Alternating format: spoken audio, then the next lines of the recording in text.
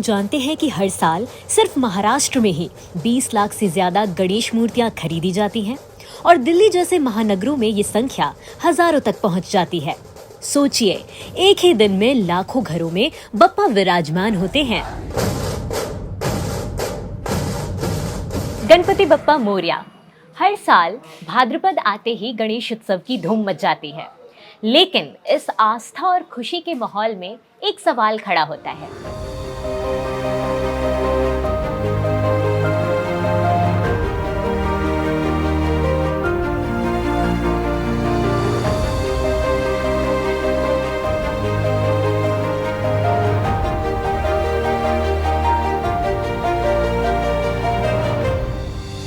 POP से बनी मूर्तियां सालों तक पानी में घुलती नहीं और जहरीले रसायन जैसे सीसा, लेड और पारा, मर्क्यूरी जल और जलीय जीवों को नुकसान पहुंचाते हैं।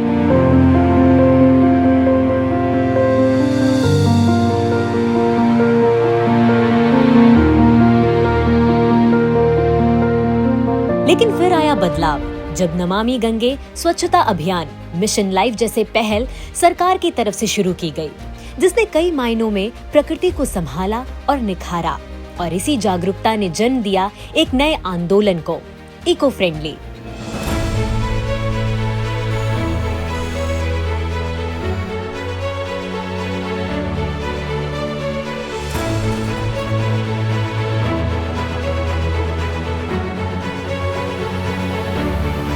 गणेश चतुर्थी में क्या आप भी अपने घर में गणपति जी की स्थापना करते हैं?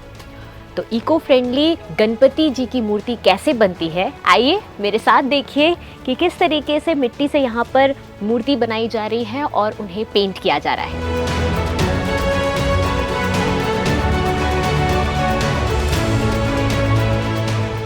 क्या अंतर आ जाता है बाकी मिट्टियों से और चिकनी मिट्टी में? चिकनी मिट्टी तो मजबूत होता ही है, ठीक है। और उसके बाद मिट्टी चिकनी में बहुत तरह की मिट्टी आते हैं।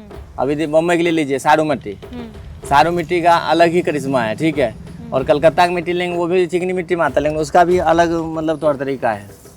तो मूर्ति बनाते हैं कट भी जाता है, कहीं का मिट्टी अगर बढ़िया तो कटता नहीं है, जो दरार आ जाते हैं मूर्ति में। हाँ जी। तो ये मिट्टी का ही चक्कर में होता है। मिट्टी कहीं का हार्ड है, कहीं की नॉर्मल है, चिकनी सब, लेकिन सबका क्वालिटी अलग है। तो क्यों चिकनी मिट्टी ही क्यों हम यूज करते हैं मूर्ति बनाने में? बिना चिकनी मिट्टी की मूर्ति बन ही नहीं पाता है।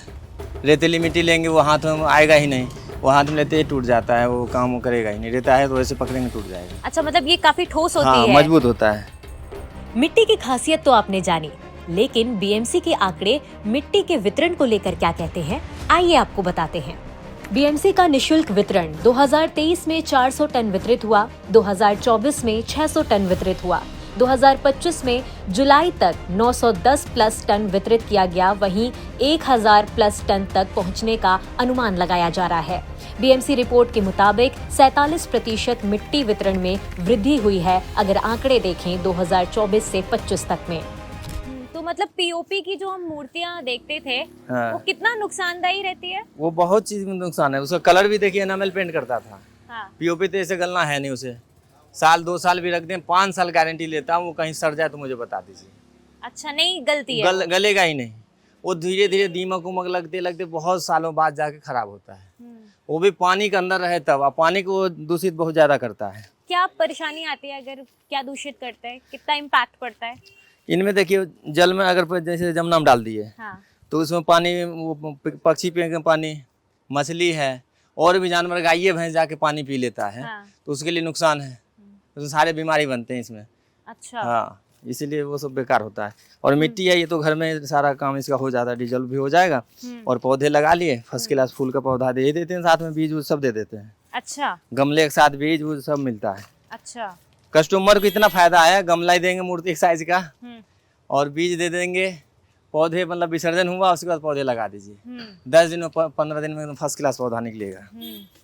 तो एक मूर्ति बनाने में अगर हम देखें तो कितना टाइम लग जाता है? बनने के लिए तो एक मूर्ति एक दिन बना दें, और बनने के लिए 1.5 महीने में नहीं बन पाएगा एक मूर्ति। अच्छा, मतलब बड़ी बहुत है तो वो उस हिसाब से। और पीओपी की कितनी जल्दी बन जाती है? वो तो डाई के हिसाब होता है। डाई है उसके पास, एक दिन में एक लेबर अगर काम कर रहा है तो 10-15 मूर्ति निकाल देगा। 5-5 फीट भी निकाले तब भी 10 निकाल देगा। 10 निकाल लेगा 5 फीट की भी? हाँ, एक दिन में। और अगर हम इनकी बात करें जो आप 5 फीट अगर बनाएंगे ना, हमें 3 दिन लगना है। 3 दिन लगता है। हाँ, परिवर्तन आया है पहले से अब में, लोग क्या अब बहुत मिट्टी ज्यादा पीओपी के नाम से लोग बड़े बड़े वहाँ रोड पे सब जितने बेच रहे हैं वहाँ देखते ही भाग जाते हैं। हम गली में हैं, हमारे पास आएंगे। अच्छा, खाली मिट्टी के चक्कर में, मिट्टी के चक्कर शुद्ध में। बना के देता है। यहाँ पीओपी कोई काम होता ही नहीं, मेरे पास एक भी मूर्ति नहीं है पीओपी का। तो मतलब सरकार की पहल से भी कहीं ना कहीं फायदा हुआ है। हाँ हाँ, बहुत फायदा हुआ। मिट्टी वाले के लिए बहुत फायदा है। हम्म और मिट्टी काम है मेरा पकाना है नहीं, हम्म जो वायु प्रदूषण हो इसमें, हम्म तो वो सब काम करते ही नहीं है। हम्म हमारा पेपर काम है बस मिट्टी बनाना और सुखा के कस्टमर तक पहुंचा देना। इको फ्रेंडली गणेश मूर्तियों का market boom. Overall market value बढ़कर 500 करोड़ रुपए हुई। मुंबई में 40% मूर्तिकारों ने अपनाया इको फ्रेंडली मूर्ति बनाने का काम। इंटरनेशनल ऑर्डर्स में इको फ्रेंडली मूर्ति की 50% की वृद्धि हुई। हैदराबाद में 5 लाख यूनिट तक पहुंचने के लिए सीड आइडियल वितरण का विस्तार किया गया है। हरियाणा में 20% खरीदारों ने पीओपी की जगह इको फ्रेंडली मूर्तियों को चुना। बताएंगे ये पेंट कैसे बनाते हैं आप? ये सब नेचुरल पेंट है, वाटर कलर है। सब वाटर के जीव है, उनको कोई प्रदूषण ना हो, कोई उनको बीमारी ना हो। सारा का सारा हम लोग जो भी कलर्स यूज़ करते हैं वाटर कलर होता है। ठीक है, एनिमल वगैरह जो हानिकारक पेंट है मूर्ति में यूज़ करने लायक नहीं होता। खासकर जो गणपति बन रहे हैं आजकल, उसमें तो यूज़ करने लायक बिल्कुल भी नहीं है। प्रदूषण का तो उनको होना ही होना है, क्योंकि उसमें तारपीन तेल कई तरह के हानिकारक जो होता है मटेरियल यूज़ होता है। लेकिन अगर हम बात करें पेंट होके और ये प्रॉपर जो तैयार हो जाता है, वो कितना टाइम लगता है? एक मूर्ति को पेंट करने लगभग 1 से 2 दिन का टाइम लगता है पूरा, ताकि वो पूरा अच्छे से कंप्लीट हो जाए। शेडिंग करना होता है, बेस पेंट है, आई पेंटिंग है, और जो भी इनकी डिटेलिंग्स है वो चीज़ करने में बहुत टाइम लगता है। जो बारीक काम है उसमें समय ज़्यादा लगता है।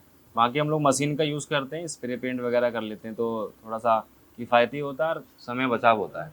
और एक्सपोर्ट की अगर हम बात करें तो कितना बढ़ा है? आने वाले समय में पहले मतलब वही 10% का एक्सपोर्ट था, बहुत कम है। जो लोग इंडिया से बाहर फॉरेन में रहते हैं उनको भी अपना ये गणेश चतुर्थी का जो फेस्टिवल है उनको भी सेलिब्रेट करना है इंडियन कल्चर के हिसाब से।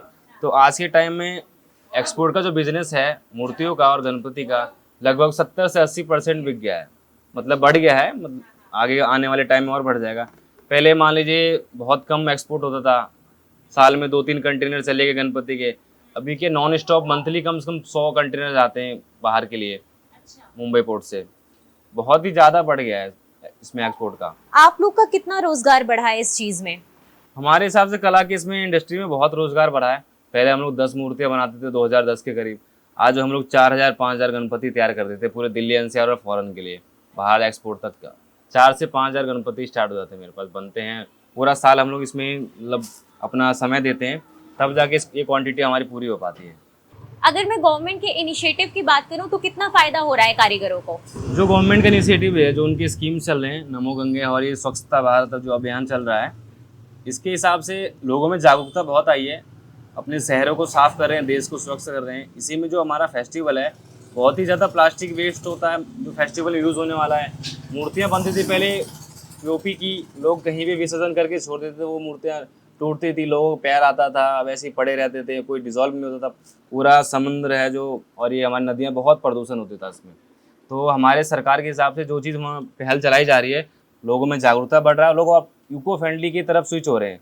आपकी मूर्ति कहाँ कहाँ जाती है? मेरी मूर्तियाँ ज़्यादातर दिल्ली एनसीआर है, और ये port of Spain, London, UK हो गया, और इंडिया के बड़े बड़े जो शहर हैं, महाराष्ट्र है, गुजरात है, राजस्थान है, और ये अपना ये पंजाब है, जम्मू कश्मीर तक लोग यहाँ से, मेरे यहाँ से गणपति ले जाते हैं। विदेशी बाजार में भारतीय इको गणेश की धूम। 2025 में निर्यात तेजी से बढ़ा। सिर्फ महाराष्ट्र के पेन शहर से भेजी गई लगभग 2.5 लाख मूर्तियां। सबसे बड़े खरीदार इनमें से रहे अमेरिका 63%, यूके 10%, दक्षिण अफ्रीका 8%, थाईलैंड समेत कई देशों में निर्यात में बढ़ोतरी देखी गई है।